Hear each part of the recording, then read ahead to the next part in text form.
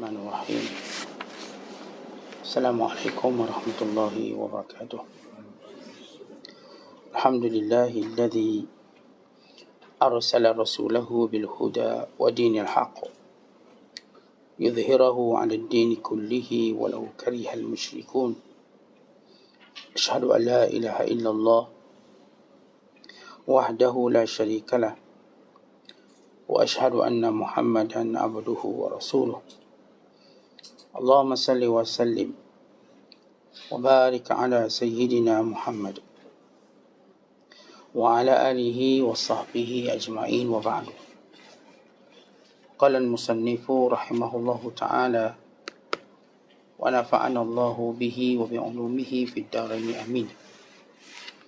Dan berkata Imam Al-Allamah Syekh Abdul Qadir Al-Jilani, semoga Allah Ta'ala merahmatinya dan kita mendapat manfaat serta barakah ilmunya. Berusahalah dengan amalanmu dan jangan berlomba-lomba kerana hendakkan balasan, baik besar atau kecil. Sebab jangan engkau lihat kepada apa yang sudah engkau amalkan. Biarkan sahaja segala anggotamu bergerak dengan amalan itu, sedangkan hatimu tetap dengan pendorongnya. Apabila tuntas semua ini, kelak hatimu akan memiliki mata untuk melihat dengannya. Dan dengan itu segala yang maknawi menjadi gambaran, yang gaib menjadi hadir. Semua berita yang didengar dapat dilihat dengan pandangan. Tegasnya, bila seorang hamba itu betul dengan Allah Azza wa Jalla, nescaya Allah akan bersamanya dalam segala hal ehwalnya. Dia, yakni Allah, akan mengubahnya, menukarnya, serta memudahkannya dari suatu hal kepada hal yang lain. Semua gerak-gerinya akan menjadi makna. Semua tindak tanduknya akan menjadi iman, menjadi yakin dan makrifat, menjadi pendekatan dan penyaksian, akan menjadi siang terus menerus tanpa malam, terang benderang tanpa gelap gelita, bersih suci tanpa keruh meruh, yang tinggal hanya hati tanpa jiwa, rahsia tanpa hati, fana tanpa wujud, gaib tanpa hadir, menjadi gaib dari makhluk dan dari dirinya sendiri. Dan semua ini asasnya ialah kemesraannya dengan Allah Azza wa Jalla, tanpa bicara lagi sehingga sempurna kemesraan ini di antaramu dengan dia. Cuba buat satu langkah menjauhi manusia. Tentu tiada akan memudaratkan atau memanfaatkan mereka. Ini sudah aku cubai mereka. Buat satu langkah lagi menjauhi jiwamu. Jangan menuruti kehendaknya. Itu pun berkaitan dengan redha Tuhanmu Azza wa Jalla. Dan yang ini pun sudah aku cubai juga. Ingatlah bahawa makhluk dan jiwa itu umpama dua lautan api dan dua lembah yang membinasakan. Kuatkan azam dan langkahlah kebinasaan ini. Dan ini juga sudah aku lakukan. Pada kebiasaan yang pertama ada penyakit, dan pada yang kedua ada obatnya. Tetapi engkau jangan pedulikan penyakit, obatnya, dan semua bahayanya itu. Nanti engkau akan dapati obatnya di sisi Allah dan di tangannya, yang tiada seorang pun yang memiliki penawar sepertinya. Jika engkau bersabar duduk bersendirian, kelak akan datang kepadamu kemesraan dengan yang satu tunggal. Jika engkau bersabar atas kefakiran, nescaya datang kepadamu kekayaan. Sebab itu buanglah dunia dan carilah akhirat. Kemudian minta pendekatan kepada Tuanmu. Tinggalkan semua makhluk dan kembali kepada Khalik, yakni pencipta. Muslimin dan muslimat yang dirahmati Allah sekalian, masih lagi dalam wasiat nasihat ingatan Syekh Abdul Qadir Al-Jilani kepada kita semua.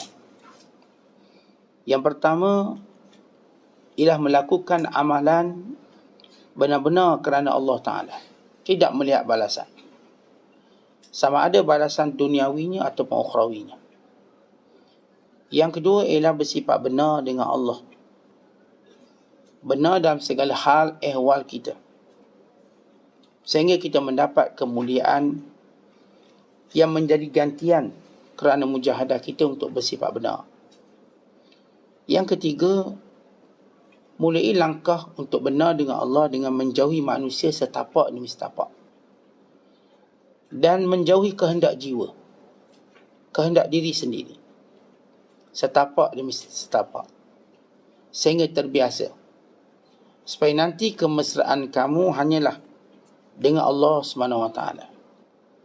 Dan yang keempat ialah bersabar dengan kemiskinan, walau bagaimanapun harga yang perlu dibayar, untuk seketika sebelum datang pengurniaan Allah Subhanahu Wa Taala. Maka kurniaan Allah yang paling besar bila Allah Ta'ala menjadikan kamu dekat dengannya dan menjadikan kamu kembali kepada Allah dengan sebenarnya. Dan ini antara perkara yang disentuh oleh Syekh Abdul Qadir Jilani. Perkara pertama tentang bagaimana bila kita buat satu amalan tidak melihat kepada balasan. Bukan sekadar balasan duniawi, bahkan balasan ukhrawi. Dengan maksud, seorang tahu bila dia buat benda ni, dia buat benda tu, pahala banyak ni, pahala banyak tu. Dia tahu dia solat di Masjidil Haram, pahalanya 100,000. Kalau dia solat di Masjid Nabawi, pahalanya 1,000. Di Masjid Baitul Maqdis, pahalanya 500. Dia tahu kalau dia buat zikir ini, pahalanya 1 juta. Dia tahu kalau dia mendoakan keampunan kepada orang Islam, maka dapat pahala bagi setiap kepala orang Islam yang wujud dan yang ada. Kalau 2 bilion pahala dia. Dan demikian pahala-pahala yang sentiasa diingatkan kepada kita. Solat duhanya, tahajudnya, sedekahnya 700 kali ganda, dan lain-lain. Namun tuan-tuan sekalian, ikhlas itu ada martabat ataupun ada darjatnya. Ada ikhlas masih lagi melihat kepada kebaikan-kebaikan dunia yang dia bakal perolehi, dan juga pahala-pahala akhirat. Tetapi ia tidaklah mencemarkan ikhlasnya, tetapi dia tidak mengangkat ikhlasnya kepada lebih dekat dengan Allah. Sebab kalau kita tahu orang baik, kita kumpulkan semua orang baik, pasti kita yakin ada yang lebih baik, yang darjatnya lebih tinggi. Hatta kalau kita kumpulkan semua buah-buahan, ni buah durian yang paling mahal lah katakan, kita kumpulkan, pasti ada yang lebih mahal. Logiknya begitu, dan memang pun begitu. Maka ikhlas, seorang bila buat satu amalan kerana melihat dia ada pahala, kalau saya sedekah Allah ganti saya dengan sekian banyak, maka dia buat. Kerana yang memberitahunya ialah Allah dan Rasulnya, maka tidak terjejas ikhlasnya. Dia tetap dianggap, dinamakan mukhlisin, sebab dia mengharapkan pahala di sisi Allah dan gantian dunia yang dijanjikan oleh Allah dan Rasulnya. Bukan gantian dunia yang digantikan oleh manusia. Kalau manusia yang dia yakin, maka itu boleh merosakkan ikhlas. Tapi Allah, dia tahu kalau dia solat duha, Allah murahkan rezeki dia, maka itu gantian Allah bagi. Dia tahu kalau dia bersedekah, maka dia akan mendapat pulangan yang baik di samping pahala di akhirat. Dia tahu kalau dia bersabar dengan musibah, nanti akan datang gantian yang lebih baik. Itu disebut dalam hadis secara jelas dan sharih, terang. Jadi kalau seorang memburu perkara itu, tidak salah apa-apa. Tapi kita bercakap tentang ikhlas yang lebih tinggi. Ikhlas yang lebih tinggi bila Nabi SAW berkata, mengingatkan, dan Allah Ta'ala menyebut kata-kata baginda SAW, bahawa bila baginda menyatakan in ajriya illa ala Allah, aku diberi balasan pahala hanya oleh Allah, tanpa Rasulullah menyebut syurganya atau pahala banyak. Rasulullah melihat Allah yang beri aku ni semua, Allah. Maka sebenarnya bila Allah Ta'ala berfirman, qad aflaha man tazakka, telah berjayalah orang yang menyucikan dirinya. Bila kita sebut seorang yang melakukan amalan kerana memburu pahala-pahala, baik, ini bagus. Tetapi yang lebih berjaya lagi orang yang menyucikan dirinya. Bahawa dia mengetahui bahawa hidupnya ini ada tanggungjawab bagi menyucikan diri, supaya dia benar-benar bersih untuk bertemu dengan Allah Ta'ala.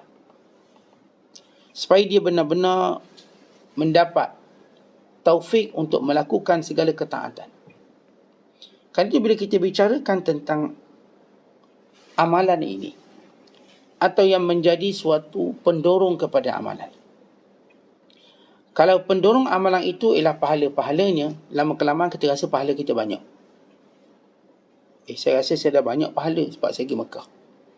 Tapi kalau pendorong kepada amalan kita, kerana kita melihat betapa besarnya kurniaan Allah atas pilihan Allah supaya kita buat baik, maka itu yang akan menjadikan ia berterusan.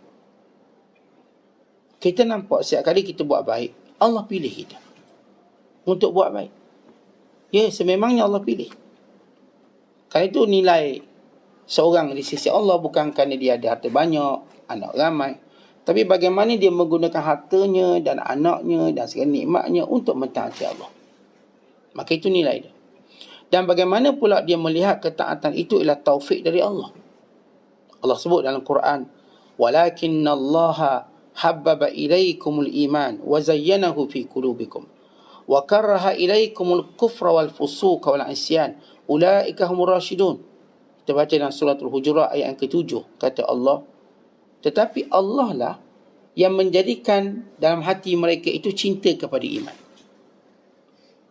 Dan Allah menghiaskan iman itu, menjadikan ia lawa, indah. Dan Allah menjadikan dia benci kepada kekufuran, benci kepada kefasikan, benci kepada maksiat.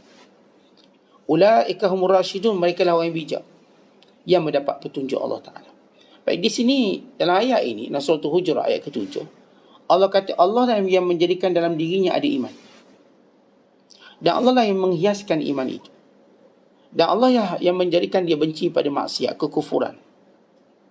Allah yang buat, Allah yang beri. Maka ini menunjukkan kurnia Allah.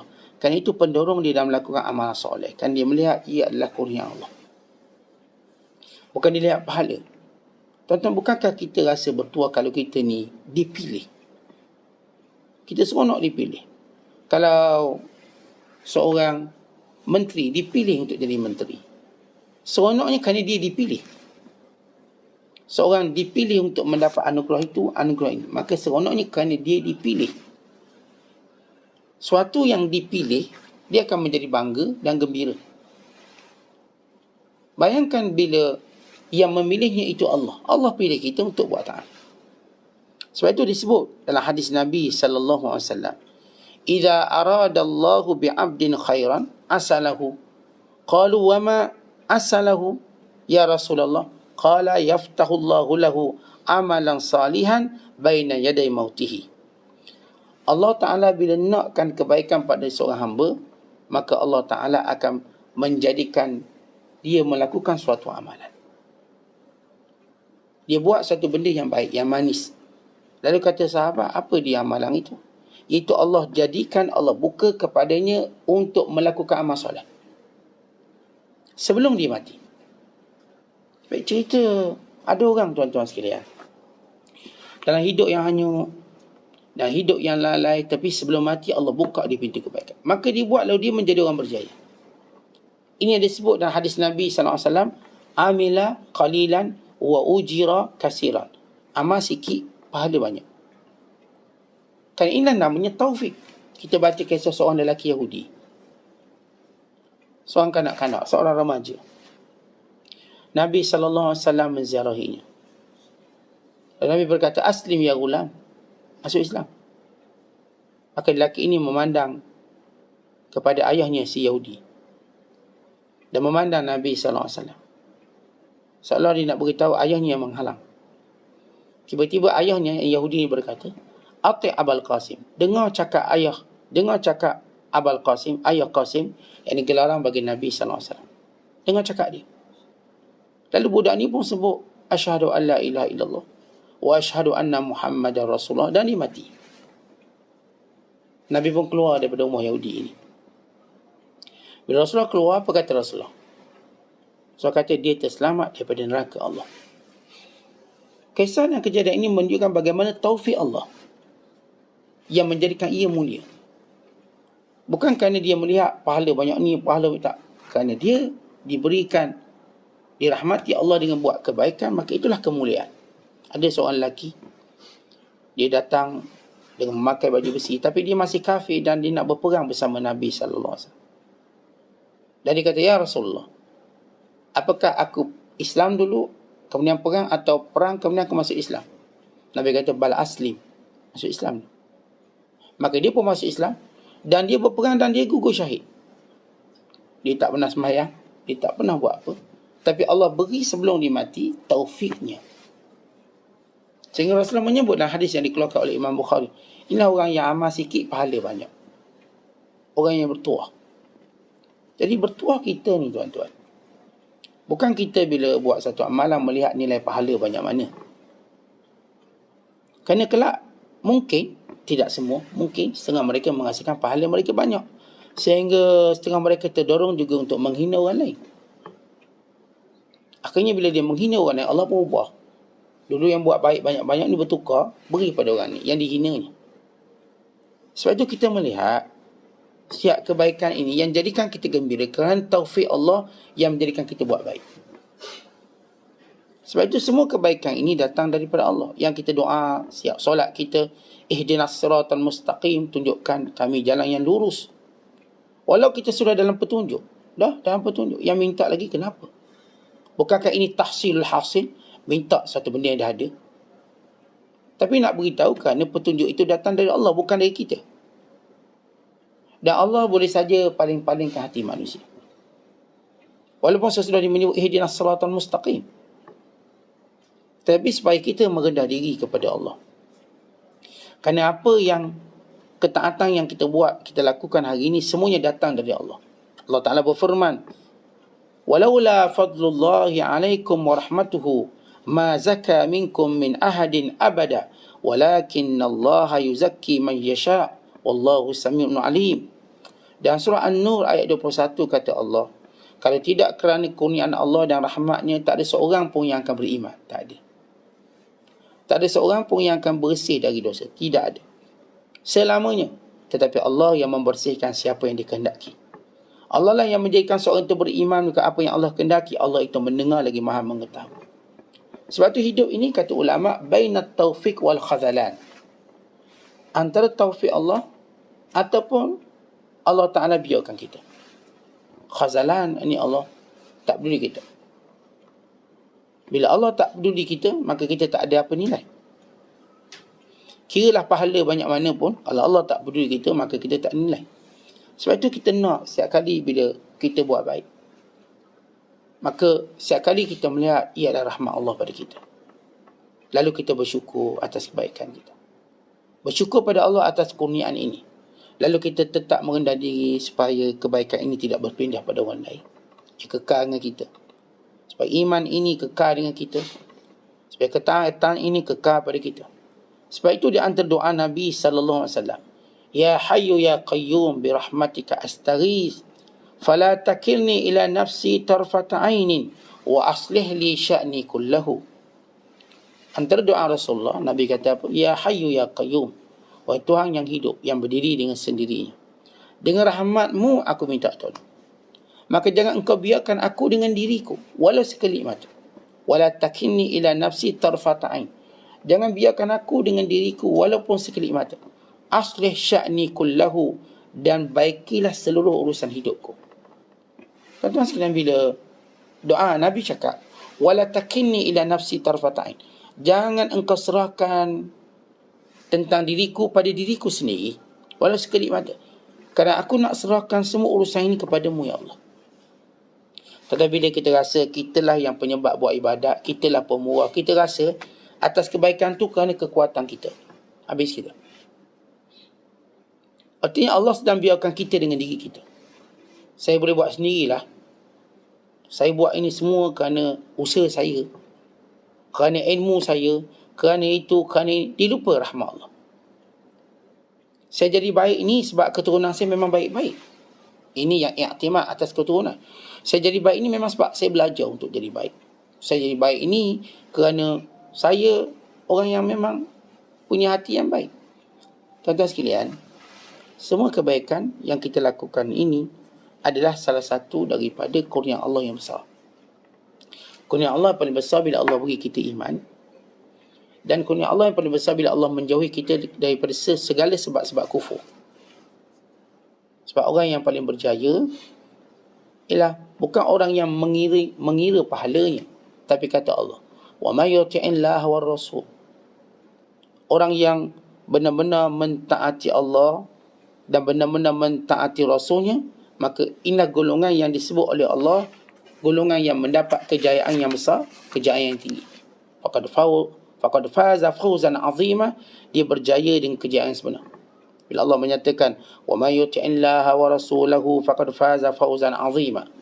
Siapa yang mentaati Allah dan Rasul, dialah berjaya dengan sebenar-benar kejayaan. Maksudnya, kesibukan kita kat dunia ini ialah taat Allah. Kita tak nak kira pahala. Kita tidak mahu pendorong kita buat kerana pahala ni begini, pahala begini. Bukan pendorong itu. Sebab pendorong itu mungkin membinasakan kita dari satu sudut. Macam saya katakan, bila seorang ke Mekah dengan segala gandaan pahala, dia mula gembira dengan pahala yang banyak. Akhirnya bila dia balik Malaysia, dia pun tak berapa sangat. Kenapa? Dia tahu dia akan ke Mekah nanti. Hatta sebahagian mereka nak qada solat di Mekah. Sebab apa? Pahala dia besar. Dan sebagian mereka melewatkan solat hanya kerana mendapat kelebihan solat di Mekah. Lihat, pemikirannya ini mula bahaya. Sehingga dia lupa malakul maut lebih dekat daripada harapan dia. Kita diajar, tuan-tuan, solat awal waktu. Kalau tak, saya nak solat kat Mekah supaya pahala saya banyak. Saya nak sekian-sekian. Bila taubat pun, taubat lagi nanti. Saya tahun depan pergi Mekah, saya akan taubat. Maka orang yang melihat kepada tempat, nilai pahala, maka orang ni kita akan lihat dia mula memilih-milih keimanan, memilih-milih ketaatan. Kita melihat semua benda taat kita buat, satu. Yang kedua, ketaatan yang kita buat ini kerana Allah merahmati kita. Allah pilih kita. Yang ketiga, kita sentiasa memohon, jangan Allah Ta'ala alih kita daripada kebaikan ini. Antara doa yang Allah ajar pada kita. Kita baca dalam surah Ali Imran ayat ke-8. Rabbana la tuzigh qulubana ba'da idh hadaitana. Ya Allah, jangan kau palingkan hati kami sesudah engkau beri petunjuk. Dan doa yang Rasulullah ajar, ya muqallibal qulub, wahai Tuhan yang membolak-balikkan hati. Jadi beramallah dalam keadaan kita melihat amalan itu pada perintah Allah Ta'ala. Kita melihat amalan itu pada perintah Nabi SAW. Jangan duk kira pahala kita berapa. Bahkan kata Syekh Abdul Qadir, jangan dipandang amalan kita. Jangan kita bila dah buat baik, kita pandang amal kita. Biar begitu saja, biar. Teruskan buat baik. Dan saya itu dah tolong dia lah. Sekarang saya tak nak tolong lagi dia. Saya dulu dah buat lah. Sekarang saya tak nak buat lagi. Inilah yang membinasakan amalan kita. Apatah lagi yang jadi serik buat baik. Saya dah serik buat baik. Saya ustaz buat baik pun orang kata. Jadi baik jangan buat baik. Saya datang ke masjid pun orang kata saya ni tunjuk warak lah. Tu saya tak pergi masjid tu. Lihat kebinasaan dia.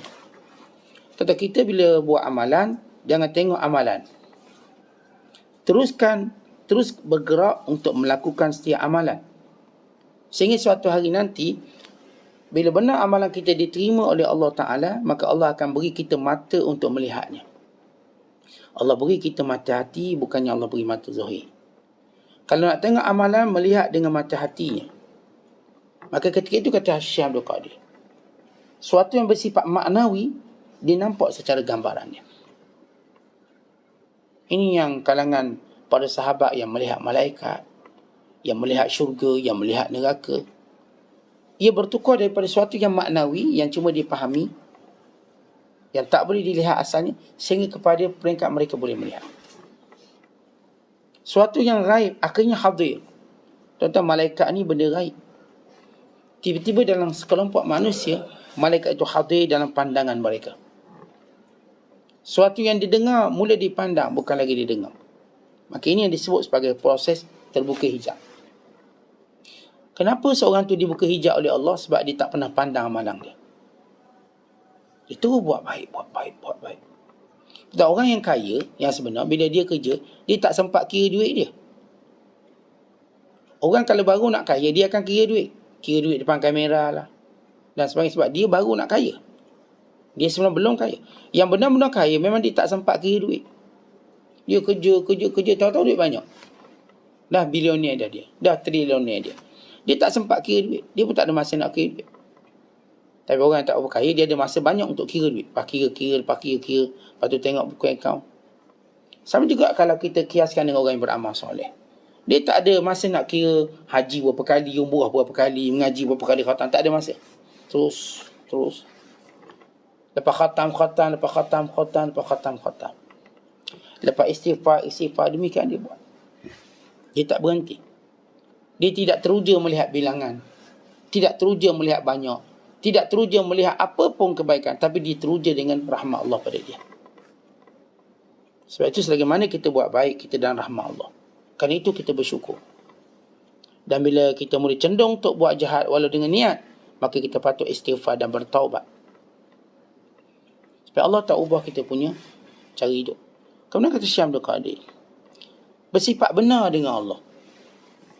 Bila seorang bersifat benar dengan Allah, akhirnya kita sebut bersifat benar ini datang dengan keadaan kesungguhan dalam ibadat, kesungguhan dalam niatnya. Ibadat dia bersungguh dalam niat dia, sentiasa jaga, biar sentiasa kerana Allah. Dan orang-orang yang benar-benar sifat benar dengan Allah ialah orang yang berlomba-lomba dalam melakukan kebaikan. Yang ini bersegera. Ini orang benar dengan Allah. Bila ada seorang ulama yang terkenal, antara perkara yang dijaga ialah solatnya. Sebaik saja masuk azan, dia akan solat. Dia tak akan tangguhkan. Secepat mungkin. Begitu amalannya sampai dia mati. Kerana dia nak mengambil pahala, bersegera melakukan kebaikan. Kita nak tangguh. Kerana seorang melihat suatu amalan itu dengan segera, kerana dia nak benda itu penting. Urgent. Contoh kalau tuan-tuan buat urusan kat pejabat. Bila nak cepat. Contoh ada kawan kat pejabat, dia akan cok tadi. Urgent. Segera. Mungkin double urgent. 2 kali segera. Kerana urusan ini penting. Atau orang tu penting. Kita pun tuan-tuan, kalau ada orang yang kita mulia, kita hormati, bila dia datang nak jumpa kita, kita cancel semua jadual kita. Kenapa? Ini urgent. Tidak ada benda yang paling urgent dalam dunia selain daripada mentaati Allah. Ini perkara paling urgent kita. Perkara yang paling penting. Sebab itu bila sampai waktu, kita akan segera. Bukan tunggu sampai waktu. Bukan sekadar sampai waktu, kita tunggu waktu itu. Sebab itu Nabi SAW sentiasa memuji orang yang bersegera dan setiap kebaikan. Segera. Kita tak lambat-lambat. Kita tidak melengah-lengahkan. Ini orang-orang yang benar dengan Allah. Kesungguhan dalam niat, kesungguhan dalam amalan, kesegeraan dia dalam buat suatu perkara. Maka bila seorang tu bersungguh dengan Allah, maka Allah akan ubah dia. Ubah macam mana? Allah akan menjaganya secara seluruhnya. Keyakinannya, makrifatnya, pendekatannya, semua Allah Ta'ala akan baiki. Satu benda yang bersifat keruh dalam dirinya diperbaiki sehingga dia jernih. Sehingga waktu itu dia tak akan pandang dirinya, tidak akan pandang apa pun melainkan memandang Allah Ta'ala. Itu bersifat benar dengan Allah. Bagaimana percubaan para ulama untuk benar dengan Allah? Syekh Abdul Qadir ajar kita macam mana nak benar dengan Allah. Tuan-tuan, kalau kita nak beri contoh macam mana kita benar dengan Allah, umpama kita karam di lautan, kita bersendirian. Masa itu kita akan rasa benar dengan Allah. Umpama kita dalam hutan sesat, masa itu hati kita bermunajat, lidah kita bermunajat, pergantungkan kita benar dengan Allah. Makhluk semuanya gugur daripada hati kita. Maka itulah benar dengan Allah. Kata Syekh Abdul Qadir ajar kita, untuk benar dengan Allah ada 2 perkara kamu kena buat.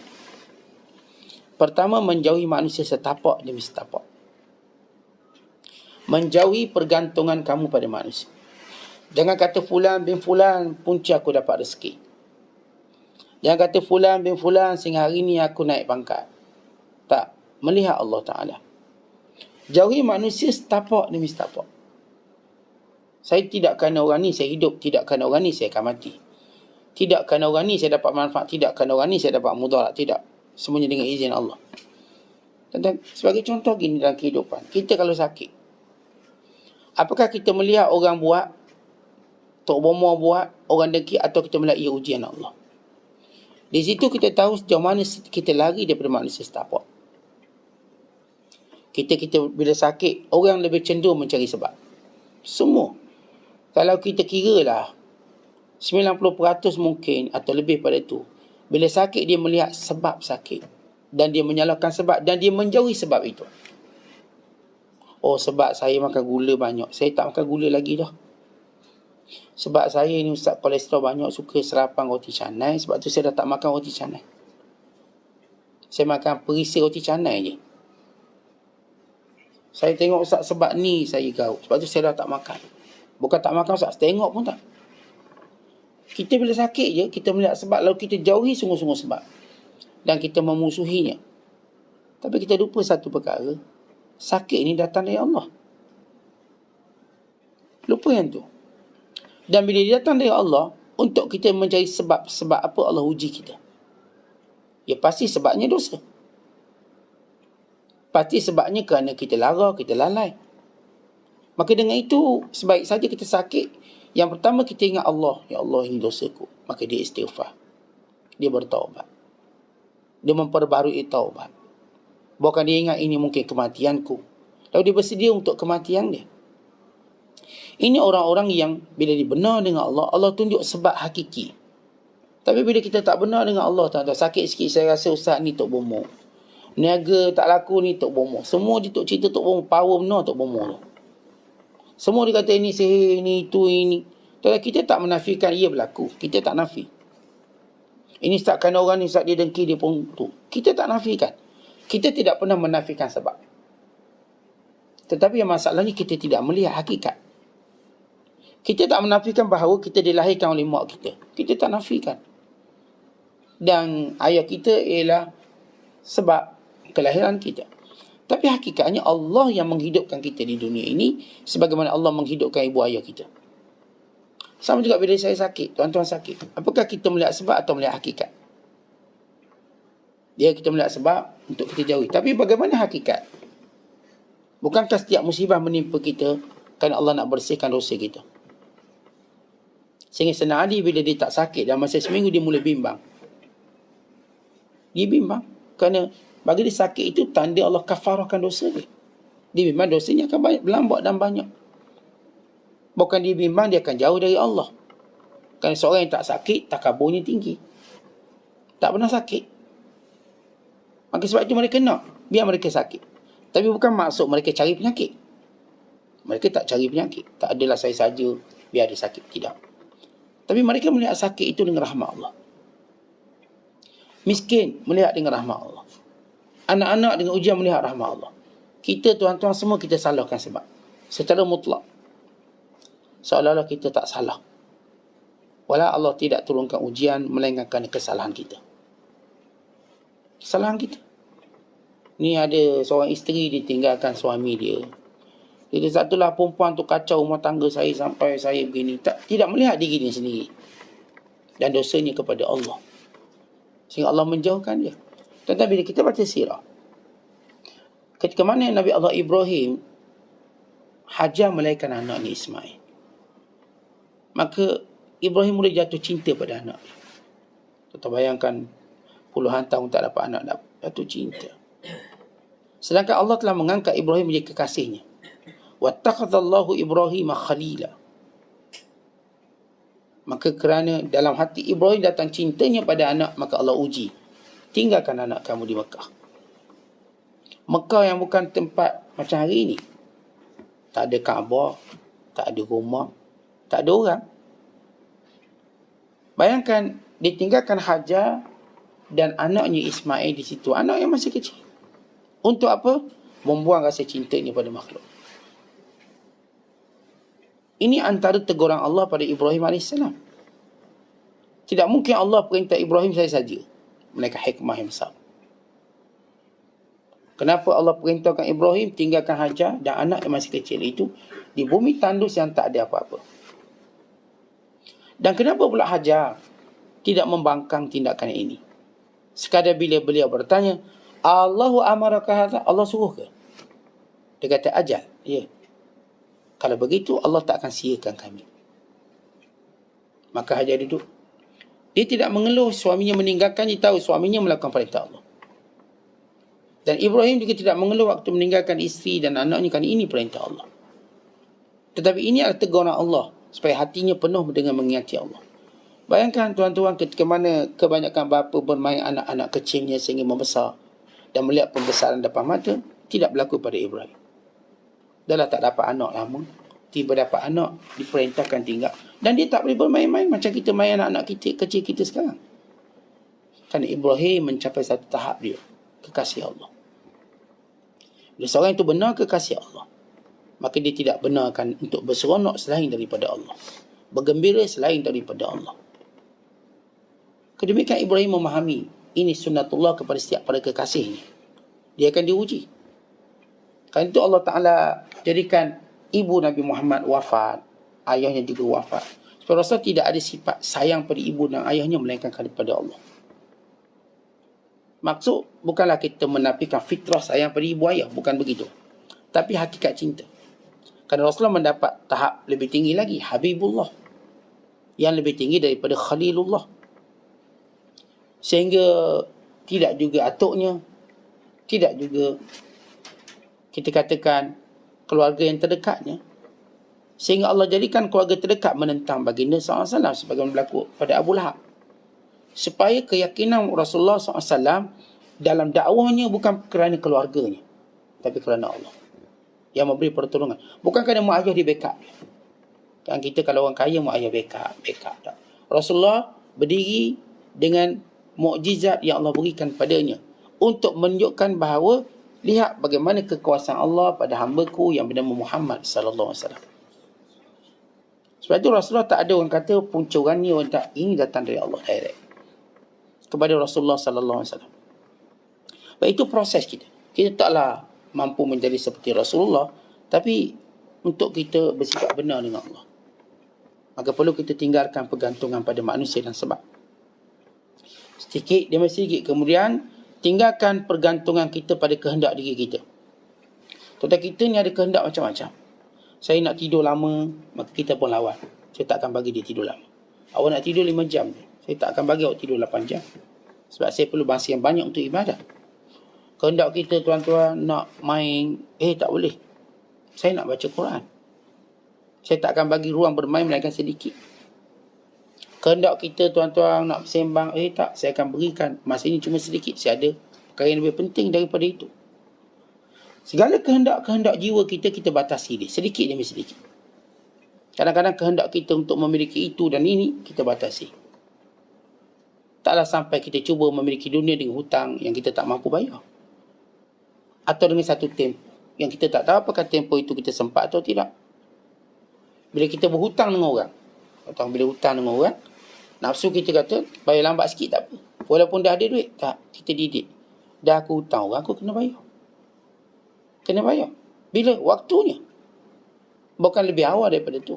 Begitu kita didik nafsu ataupun diri. Diri kita sentiasa nak benda yang menguntungkan kita, walaupun banyak benda yang dia nak untung, itu rugikan kita.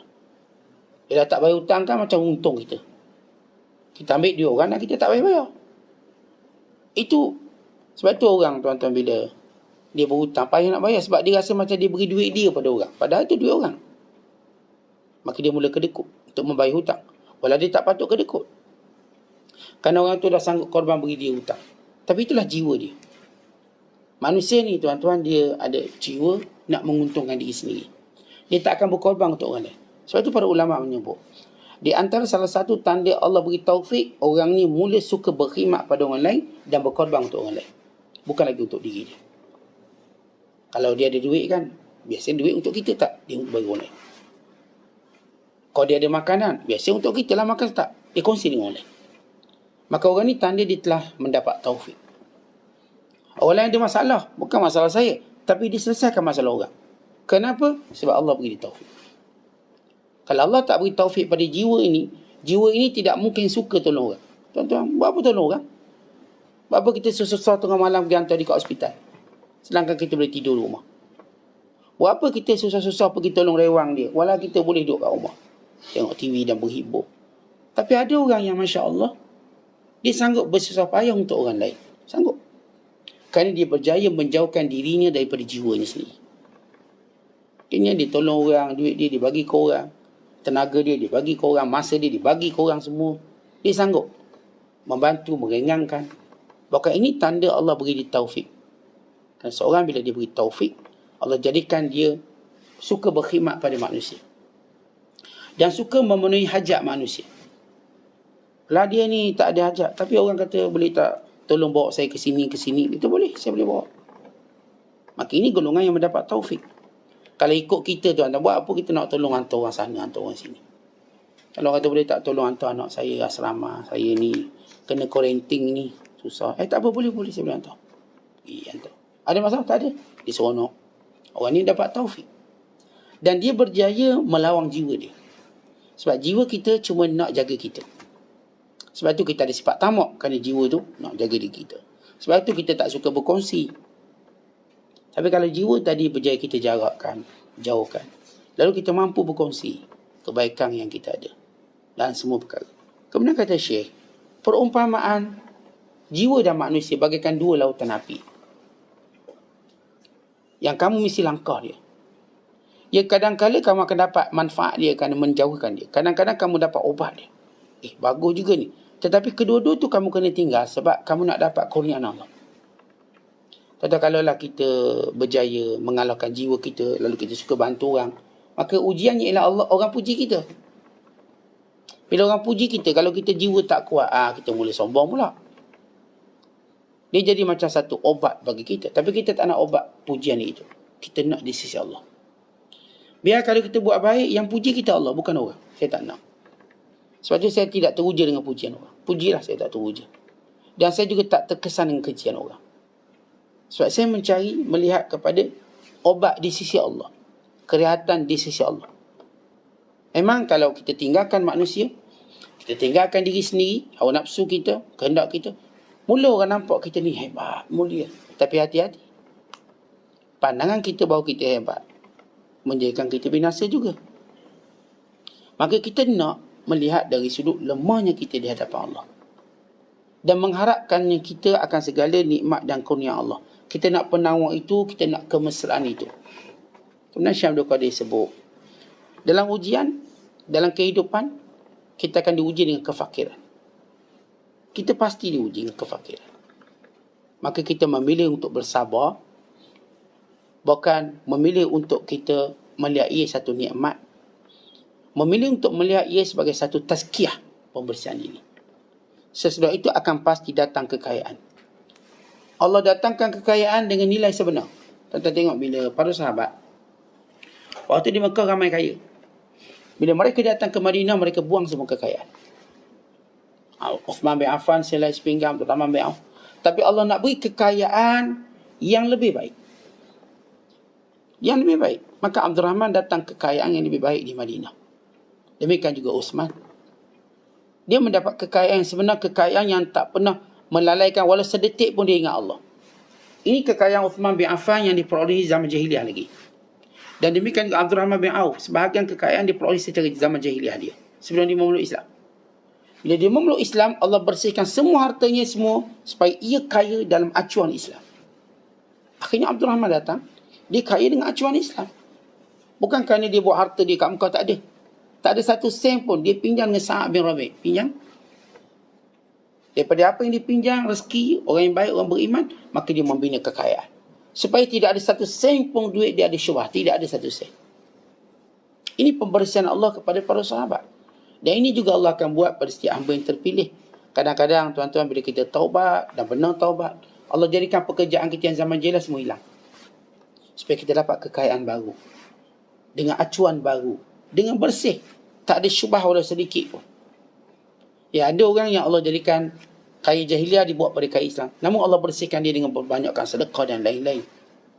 Sehingga dia tetap menjadi bersih. Dia macam air yang keruh, kita cari filter penapis-tapis akan jernih juga. Tapi dia tidak sama dengan air yang memang semula jadi jernih. Tidak mungkin sama. Umpama air yang kita sebut ni, kita nak cari, kita cek pH air zam-zam. Berapa pH air zam-zam? Kita pun buat air biar sama macam air zam-zam. Ya, ia mungkin sama pH-nya, tapi tak akan sama realiti dia. Dia mungkin sama. Tuan-tuan, ni kereta jenis laju lah. Kita buat kereta ni, asal kereta ni tak laju, kereta kancil kita letak turbo, biar dia sama laju dengan kereta lain yang memang asal dah ada turbo, dia tak akan sama. Memang boleh pergi sama 18, sama, tapi ni tak lama meletup, atau dia terpaksa fit banyak kali sebab dia bukan asal enjin dia, namun dia boleh bawa sama. Yang ni memang dia punya turbo dah dalam tu, maka dia akan lebih bertahan. Ya, bila Allah Ta'ala nak berikan kemuliaan pada para sahabat, demikian pada setiap orang beriman, Allah bersihkan sehingga Allah fakirkan kita dulu supaya datang harta kita cuma yang bersih-bersih. Akhirnya tuan-tuan, tak ada satu pun harta kita yang akan menyekat kita akhirat kelak, kerana semuanya dalam ketaatan kita pada Allah.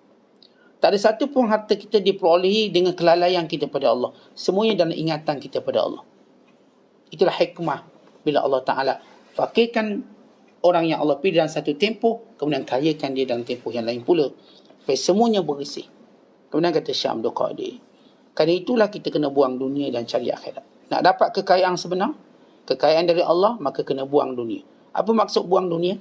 Syekh Abdul Qadir dah sebut sebelum ini. Dunia yang aku maksudkan, dunia yang melalaikan, dunia yang menjadikan kamu pandang rendah akhirat. Dunia ni kita kena buang.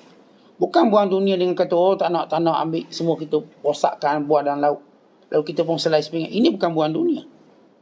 Ini orang yang kita katakan membuang nikmat Allah pada dia. Kita nak buang dunia yang melalaikan kita. Kalau sebab benda ni saya lalai, saya tak nak lagi. Tak, kita dulu minat main kereta kontrol, katakan. Duk main kereta kontrol ni dah tua-tua, main sampai Zohar, asal langgar belaka. Dan hari ni kita nak taubat, kita buang. Sebab benda ni melalaikan. Kalau nanti kita nak main balik boleh, dan kadang kita main dah tak lalai dah. Tapi saya buang seketika. Sebab saya tahu kalau main ni mesti lalai. Maka saya buang. Jadi semua dunia yang kita nak buang, dunia yang melalaikan kita. Adapun dunia yang membina akhirat kita, ini kita nak ambil banyak-banyak. Kalau harta tadi boleh membina akhirat kita, nak ambil banyak-banyak. Kita boleh tolong banyak orang, kita boleh berkhidmat pada ramai orang, kita boleh keluarkan zakat dan lain-lain. Kita bercakap dunia yang menjadikan kita lambat menuju ke akhirat, lalai menuju akhirat, bahkan lupa Allah SWT. Kemudian bila kita benar-benar buang dunia, kata Syekh Abdul Qadir, maka mintalah kita dekat dengan Allah, barulah dianggap kita beradab. Tuan-tuan, bila kita nak jumpa raja, kita bersihkan badan kita, buang semua kekotoran, barulah kita boleh duduk dengan raja dan berdekatan dengan raja. Sebelum kita minta dekat dengan Allah, maka bersihkan benda yang patut kita bersihkan. Jangan minta dekat dengan Allah dan kadang kita masih kotor, kerana ia tidak beradab. Kita suami isteri pun, kalau misalnya kita tengah berpeluh, kita pun nak peluk bini kita marah. Mandilah dulu, bersihlah diri dulu. Jadi kita tidak mahu seorang dalam keadaan yang tak sesuai untuk mendekati kita. Walaupun sudah halal suami isteri, namun tetap di bangkangnya. Bagaimana adab kita dengan Allah? Buang benda-benda kotor, mohonlah pendekatan dengan Allah Ta'ala. Mudah-mudahan Allah mudahkan urusan kita. Wallahu bissawab. Assalamualaikum warahmatullahi wabarakatuh.